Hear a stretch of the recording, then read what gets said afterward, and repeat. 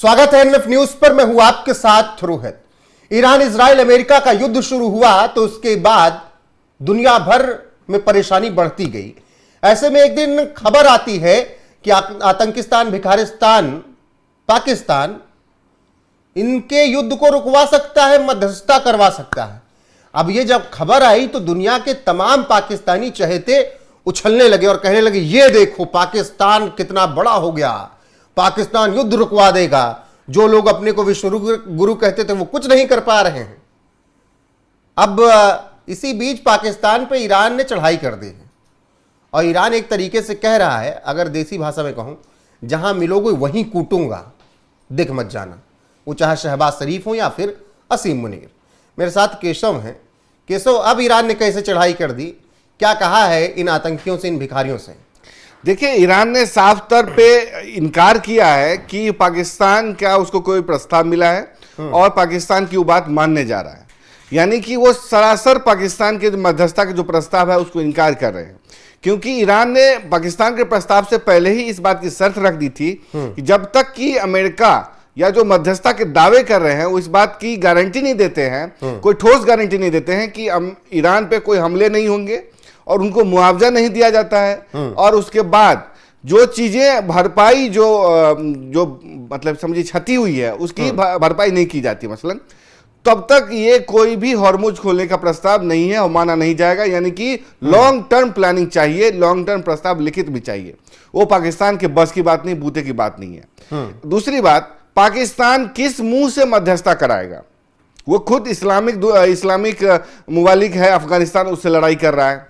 उसके अस्पताल पे बम मार करके उसने 400 से 2000 लोगों को मार दिया। शांति वार्ता की दूसरी तरफ पाकिस्तान का शांति वार्ता की बात हो और शांति वार्ता पाकिस्तान कराए, पहली बात तो इस पर हंस लेना चाहिए पूरी दुनिया को। मतलब अब वो शांति कराएंगे जो आतंकी हैं। बिल्कुल, जो इस शुक्रवार को शिया की मस्जिद में मारते हैं, अगले शुक्रवार को शिया वाले सुन्नी की मस्जिद में मारते हैं बम, वो शांति करवाएंगे।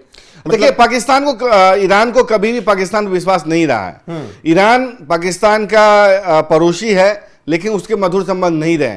ये आप कह सकते हैं कि खामनेई की रिजीम में या खामनेई के दौर में एज ए मुस्लिम मुबालिक होने के कारण रिश्ते चलते रहे, लेकिन पाकिस्तान पे कोई विश्वास नहीं कर रहा है। वो पाकिस्तान जिसने जिया उल हक के दौर में जॉर्डन में जाकर के कितने हजारों फलस्तीनियों को गोली मरवा दी। एक दूसरी बात कि जब जो पैसे में पलता हो, जो सऊदी के खेमे में रहा हो, उस पे कैसे विश्वास कर सकता है ईरान? तीसरी बात यह है कि ये पाकिस्तान का इतिहास रहा है कि उसके देश में डिप्लोमेट्स सब के साथ क्या होता है। वहां पे मान लीजिए ईरानी प्रतिनिधि जाते हैं तो उनके साथ कुछ भी हो सकता है। मान लीजिए उनके साथ अनहोनी होती है, उनकी हत्या कर दी जाती है, और जिसके बारे में कहा जा रहा है कि उनको पाकिस्तान बुलाना चाह रहा है वो है ईरानी मजलिस के स्पीकर हैं गलीर बाफ, उनको बुलाना चाहता है। वहां ही उनकी हत्या करवा दी जाती है। बाद में उसको मॉब का रूप दे दिया जाएगा कि ये सुन्नी मॉब थे जिन्होंने हत्या कर दी। आप इस बात को भूलिएगा नहीं कि जब 18 मार्च को इफ्तारी हुई थी, 18 मार्च को जब तमाम सिया धर्मगुरुओं को बुलाया गया था, दूसरे लोगों को बुलाया गया था, इफ्तार की पार्टी थी, उसमें जब जाते हैं धर्मगुरु तो उनके साथ आसिम मुनीर ने 1.5 घंटे तक भाषण दिया, और जब उन्होंने सवाल पूछने की कोशिश की तो उनको पूछने नहीं दिया और ये कहा कि तुमको ईरान से इतना ही प्यार है तो वहीं चले जाओ।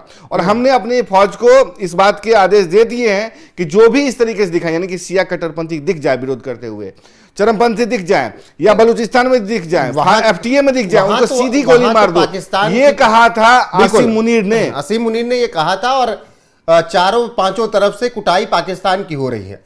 लेकिन अब ईरान ने भी उसको लात मार के भगा दिया है और ट्रंप ने कहा ही है कि अभी मार खाओगे तुम और मेरी तरफ से अगर ना दिया एयरबेस तो अब तो पाकिस्तान कहीं का रहा ही नहीं, धोबी का कुत्ता, न घर का और न घाट का। देखिए, पाकिस्तान जो भी करता है उसके कथनी करने में आप विश्वास नहीं करनी चाहिए। वो करेगा कुछ और कहेगा कुछ। मैं आपको उदाहरण के साथ समझाता हूं।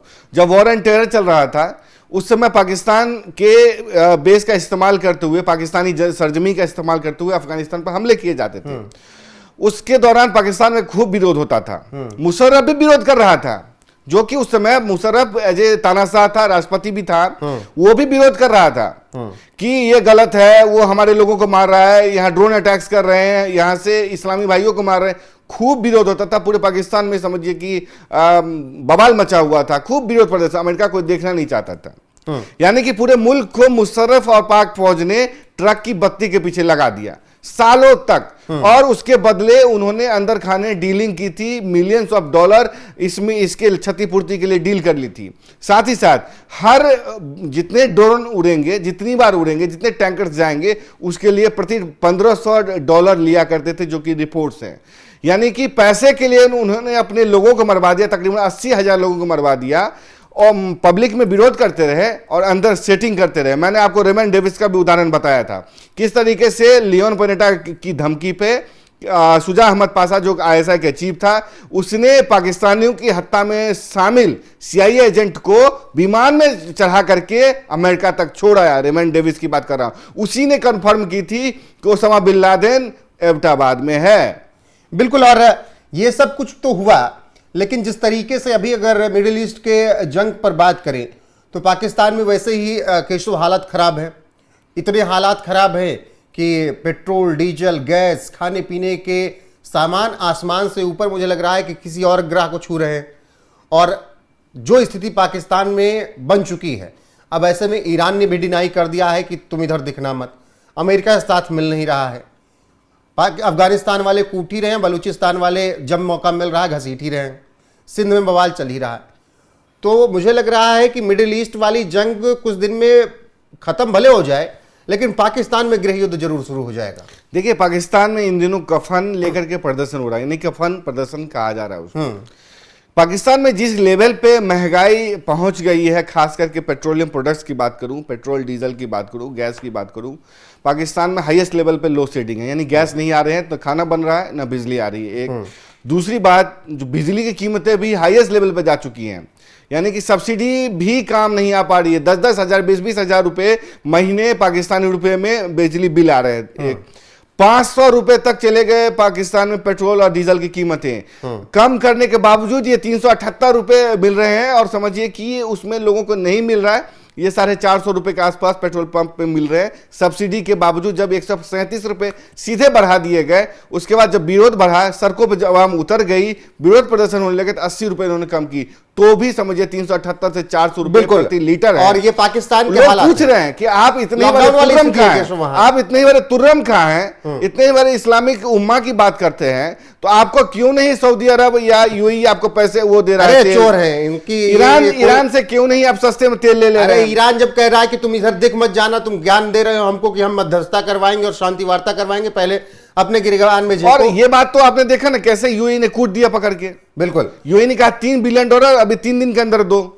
बिल्कुल, और ऐसे में अब पाकिस्तान की हालत खराब है। मध्यस्थता करवाने का ज्ञान दे रहा था, और कुछ पाकिस्तानी प्रेमी दुनिया भर से काफी खुशी मना रहे थे। भारत में भी कुछ थे जो कह रहे थे कि देखो पाकिस्तान मध्यस्थता करवा रहा है, विश्व गुरु कहां है। तो कहा था ना कि दलाली करता, हम दलाल नहीं है। तो अब ईरान ने कहा है कि थोड़ा खामोश हो जाओ, ज़्यादा बोलने की जरूरत है नहीं, और हमें तुम्हारी मध्यस्थता की जरूरत है नहीं। बने रहिए हमारे साथ, जो भी अपडेट आएगी आप तक जरूर पहुंचाएंगे। अभी के लिए बस इतना ही, नमस्कार।